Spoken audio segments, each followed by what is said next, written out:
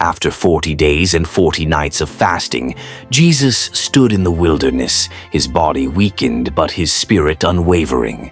The desert stretched endlessly around him, a sea of sand and jagged rocks beneath a pale, unyielding sun. It was in this solitude that Satan appeared, his presence as unsettling as a storm brewing on a calm horizon. Clad in a form both human and otherworldly, Satan approached with a mocking smile. 40 days, he mused, his voice like a serpent's whisper. "You must be hungry, Son of God." Jesus turned his gaze toward him, serene yet piercing. "Man shall not live by bread alone, but by every word that proceeds from the mouth of God." Satan smirked, undeterred. He gestured, and before them appeared smooth stones glistening in the sun. "If you are the Son of God, command these stones to become bread," he challenged. Jesus' voice was steady, unshaken by the temptation. "It is written," he said, "that man shall not live by bread alone." The devil's grin faded slightly, but he was not finished. In an instant, the wilderness gave way to the highest pinnacle of the temple in Jerusalem. They stood above the sprawling city, the temple's grandeur gleaming below them. "If you are the Son of God," Satan said, his voice now edged with cunning, "throw yourself down, for it is written, 'He will command his angels concerning you, and they will lift you up in their hands, so that you will not strike your foot against a stone.'" Jesus looked down, not at the city, but at the tempter. "It is also written," he replied, "you shall not put the Lord your God to the test." Satan's eyes narrowed, the subtle charm in his demeanor beginning to wane. With a wave of his hand, the scene transformed again.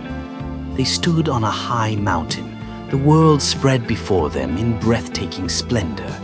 Kingdoms and empires stretched to the horizon, their riches glimmering like treasures in the sun. "All this," Satan declared, his voice swelling with false magnanimity, "I will give to you if you bow down and worship me." The air grew still.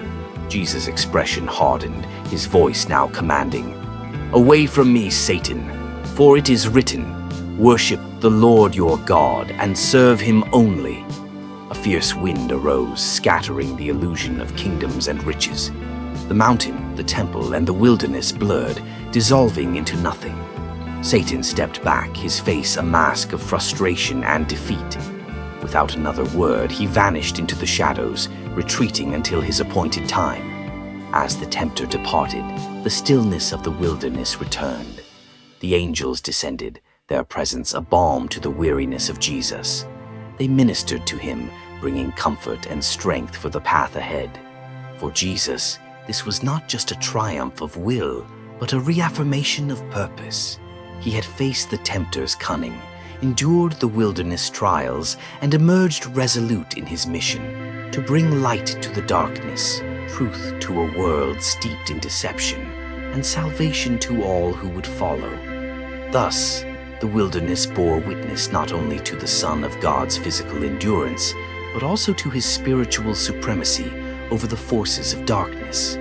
The encounter with Satan was a reminder of the battle yet to come, one that would lead to the cross, the grave, and ultimately the resurrection, the greatest victory of all.